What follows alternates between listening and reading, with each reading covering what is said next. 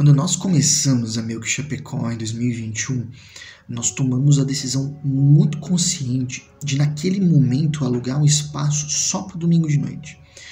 Comunidade nova, nós não tínhamos tantas atividades assim, o orçamento ele era limitado e os aluguéis, aqui na nossa cidade, eles são realmente muito elevados. Porém, a gente sabia desde o início de que essa decisão de nós alugarmos um lugar só para o domingo de noite, ela seria temporária, porque com o tempo isso geraria cansaço, Nós precisávamos sempre de novo montar e desmontar todas as coisas, todos os domingos.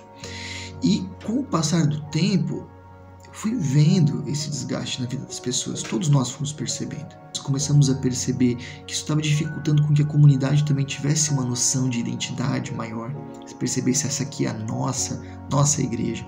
A gente percebeu que para algumas pessoas era muito estranho ser convidado para uma igreja que na verdade não tinha um lugar próprio. Então a gente foi vendo esses diversos sinais e a gente começou a pensar e orar para que Deus nos desse um lugar para nós estarmos. A gente começou a fazer um levantamento de aluguéis e a gente foi visitar muitos lugares, mas realmente muitos lugares mesmo. E sempre tinha algum problema, sempre dava alguma coisa. Aí um dia, eu lembro que um corretor amigo que sempre estava com a gente, acompanhando nessas visitas, ele disse: vocês querem ficar em Chapecó por um tempo ou querem se estabelecer aqui?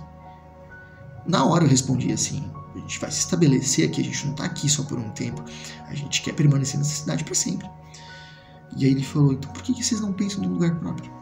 Então a gente começou a dar passos, a gente começou a ver alguns orçamentos de terreno, era muito caro mesmo. E a gente por várias vezes assim pensou em desistir, mas a gente foi seguindo adiante. No culto de aniversário da igreja de 2024, a gente decidiu então finalmente começar essa campanha de arrecadação para o terreno, que seria o começo. A partir de hoje, oficialmente, a gente vai começar uma captação de recursos para o nosso lugar próprio. Senhor, também queremos entregar a Ti esse grande sonho de nós termos um lugar próprio, um lugar nosso. Parece inatingível, Senhor, mas diante de grandes desafios, nós aprendemos a contar contigo e confiar em Ti. Nós decidimos confiar e tudo que nós somos e temos, queremos entregar nas Tuas mãos, pedindo, Senhor, que novamente Tu faças um milagre no nosso meio. Era o sentimento de andar em direção ao impossível, sabe? Eu não posso dizer que eu achava o terreno da Melk impossível, porque isso seria mentira, era mais que impossível para mim. Mas de alguma forma, no nosso coração, nos parecia que essa era a direção a ser seguida e a gente foi indo.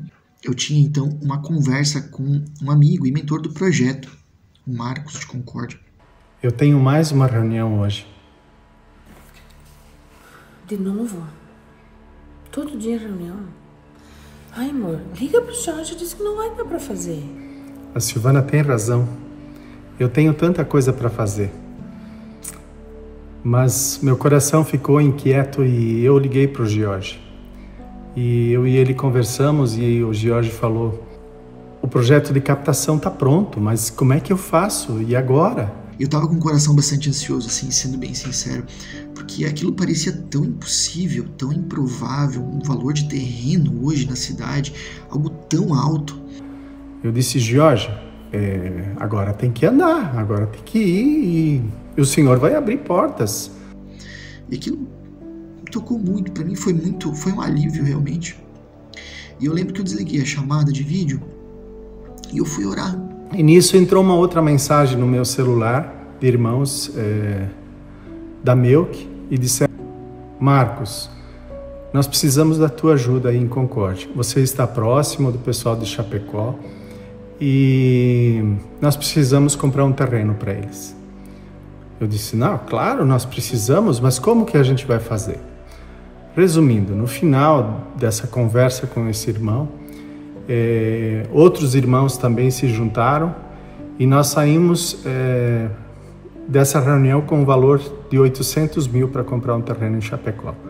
Nossa, eu fiquei muito impactado e a primeira coisa foi falar para a Silvana e disse: temos 800 mil. eu não consegui ficar feliz. Eu só consegui ficar envergonhada pela minha atitude de ter dito pro meu marido: liga pro Jorge, cancela. Mais uma reunião, tu só faz reunião.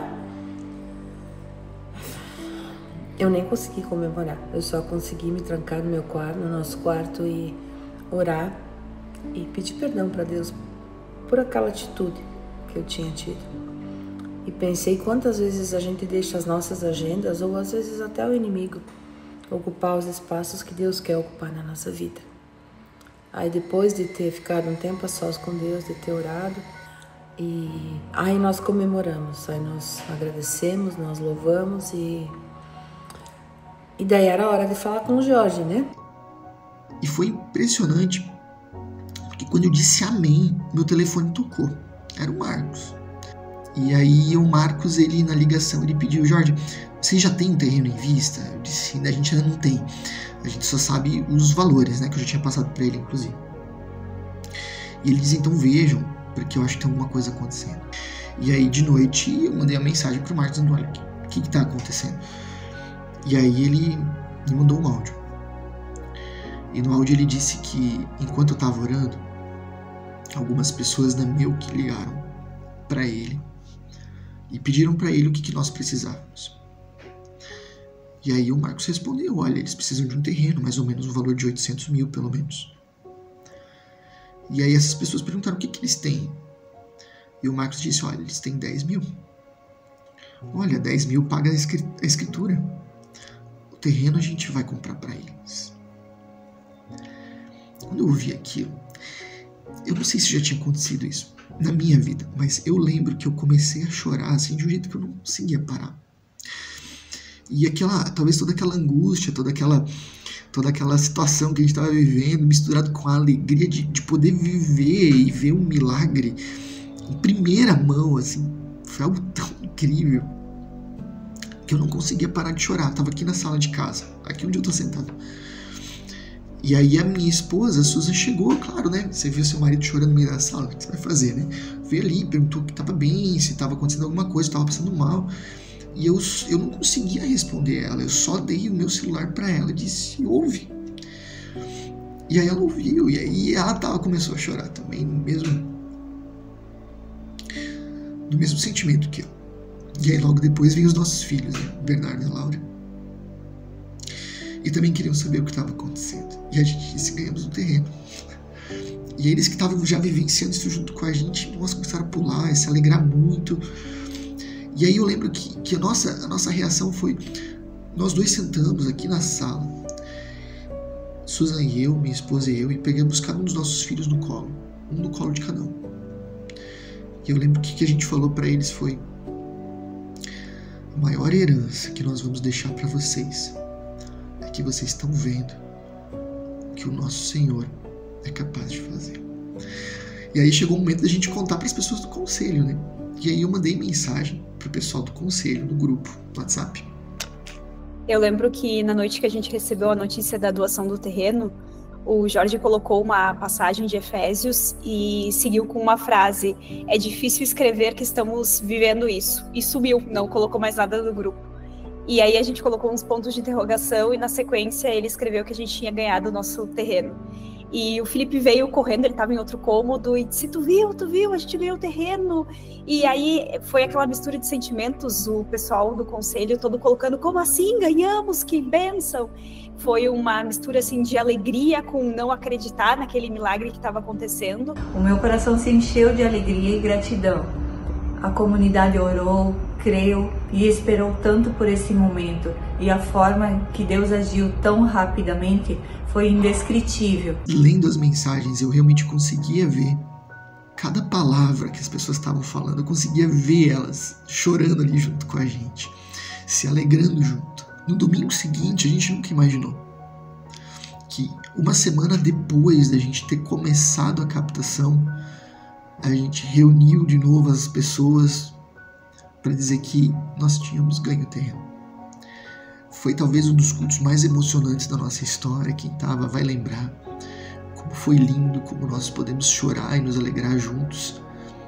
Todos nós vamos guardar isso para sempre no coração. Nós vimos o que Deus é capaz de fazer uma parte do que Ele é capaz de fazer, porque Ele pode muito mais. E é muito legal essa construção, porque a gente está plantando uma sementinha que a gente vai colher ótimos frutos, e são frutos que vão passar da nossa geração. Provavelmente é uma coisa que os nossos filhos vão poder aproveitar, os nossos netos. E pouco a pouco a gente vem também captando os recursos, e com certeza em breve a gente vai estar no nosso espaço, aumentando a nossa comunidade, né, e fazendo com que mais pessoas conheçam esse Deus. E dessa forma Deus foi fazendo, Deus fez e Deus faz até hoje. E da mesma forma como Ele fez na aquisição desse terreno, Ele vai fazer durante a construção, para estabelecer, para que a comunidade de Chapecó tenha o seu local de encontro, de culto, de celebração em conjunto.